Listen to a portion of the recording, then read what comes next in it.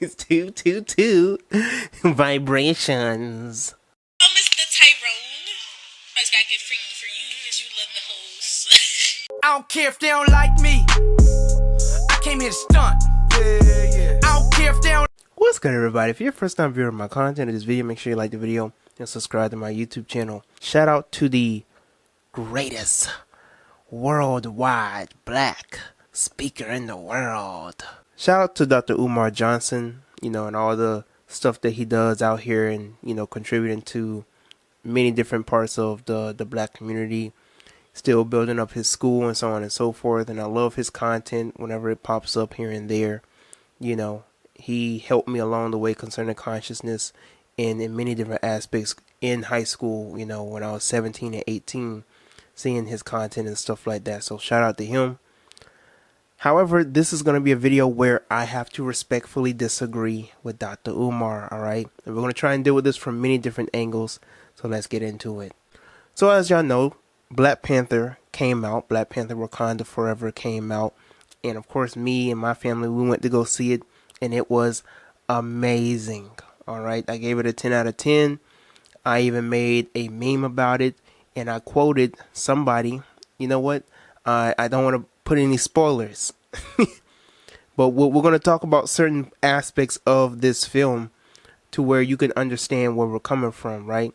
And we're going to try and even compare the new Black Panther movie to the movie, the first Black Panther movie.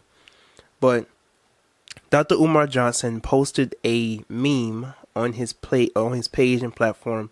This is how he usually or typically, advertises where he's going to be, certain places and stuff like that. And so he makes a meme, and it says that Ryan Coogler, 5,000 lashes, the gentrification of Black Panther, the assault on black masculinity continues. Now, I'm glad that I'm not alone in this, because if you go through many different aspects of this comment section, if you just continue to scroll, you will see that a lot of us do not agree with what Dr. Umar had to say concerning the basis of this film. You look over here, there's a lot of people, a lot of them, and you can pause in certain moments if you want to read certain comments. But I just want to show you that, for the most part, majority of black people, we understand the portrayal of this film. Many of us, we have different aspects and different interpretations of this film. You're always going to have your woke Negroes who say that the movie was trash and that the movie was portraying the emasculation of black males. I've even heard, the white savior complex. You come out with the Black Panther movie and the damn hero is a CIA agent in a movie based in Africa, fictitious country Wakanda. He shows up with the fighter jet. A CIA agent shows up with a fighter jet in the Black Panther movie to save a black country. You Negroes are out of your mind.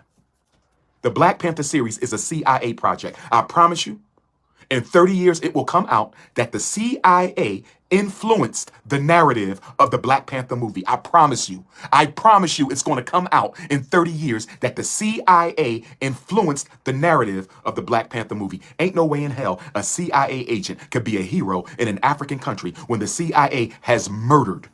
The CIA has murdered damn near every major assassinated black president.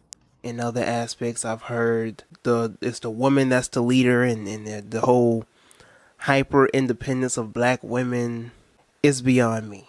I've heard it all. So respectfully, Dr. Umar, I do believe that you are reaching when it concerns the basis of this conversation. Now, from a film perspective, right, being somebody who majored in film, it was a great movie. Cinematically, it was well done. Everything was shot beautifully.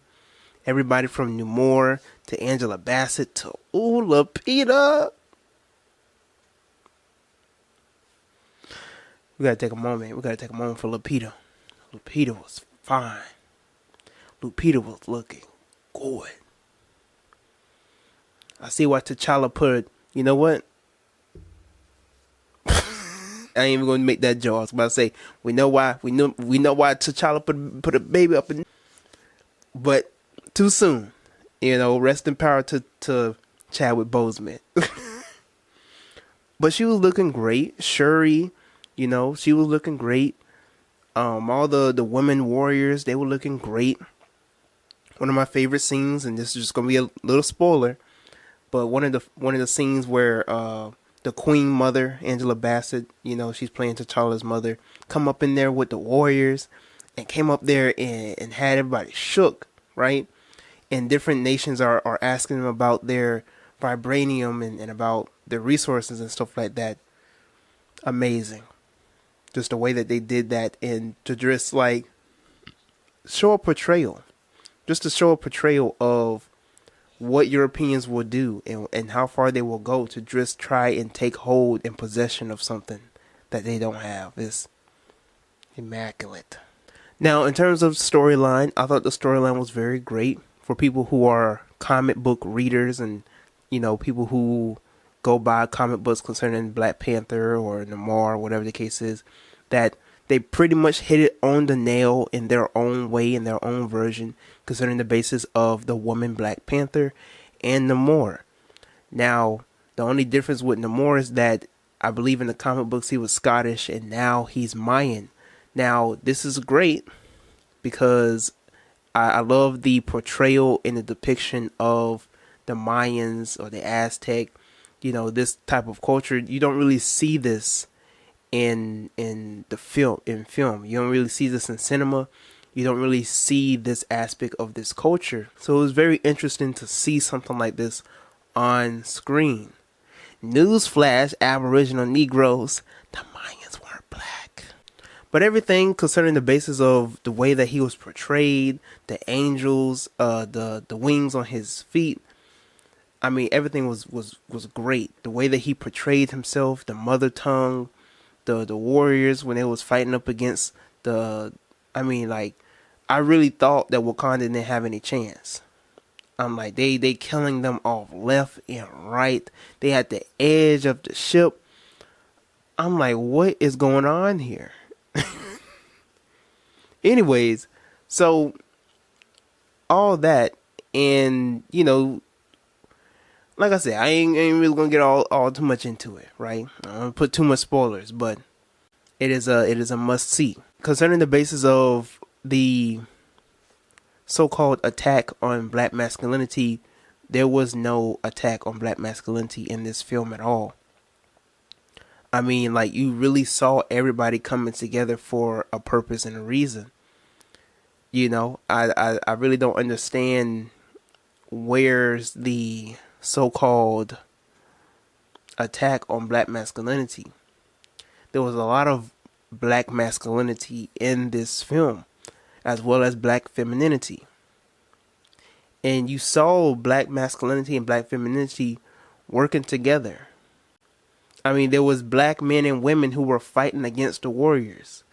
The man, I forgot his name, but he commanded, or he gave the idea for the Wakandans to, it is a certain scene, I ain't gonna put it out, but he took action. He is the leader, basically, of Wakanda. So there's just certain things, in this film to where I don't understand how certain people came to this conclusion. I feel like some people are just too woke for their own good. Not talking about Dr. Umar, but if you look at some of the people with the comments, and even some people out there conscious and pro-Black, and they do their own particular review, I just think some of them are too conscious for their own good. It's beyond me. My boy was up in there though. When he was trying to go to the ancestral realm, y'all know what I'm talking about if y'all seen the movie. That's the best scene. That's the best scene for me. That's all I'm gonna say. But share your thoughts concerning the whole matters at hand. How do you personally feel about the basis of this movie? Do you think Dr. Umar is stretching? Do you think that there's a middle ground between what he's talking about and the actual basis of the comic books and the story plot? Let's all talk about this in the comment section below respectfully. All right, make sure you subscribe, like the video up so that people can see this and we can have more people come to the platform concerning the basis of this conversation. And before you go, check out these other videos. So you gotta live for something.